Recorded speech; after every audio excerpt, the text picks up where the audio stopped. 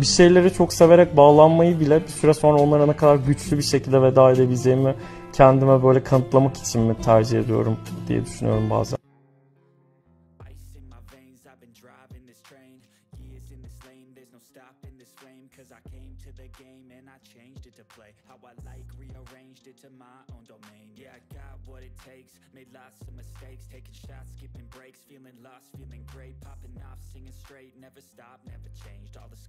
Merhaba arkadaşlar, yepyeni haberlerle karşınızdayız.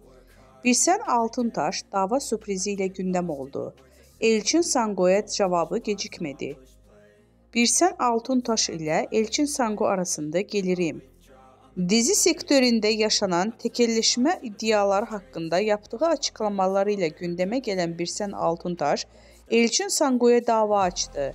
İkili arasında yaşanan atışmalardan sonra Elçin Sango Birsel Altuntaş'a gerilmişti.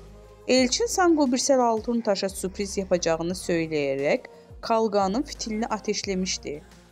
Daha sonra belgelerle konuşan Elçin Sango bu durum üzerine iki sürpriz daha yaptı. Sosyal medya hesabından Altuntaş'a dava açtığını duyurdu. Birsel Altuntaş'tan cevap.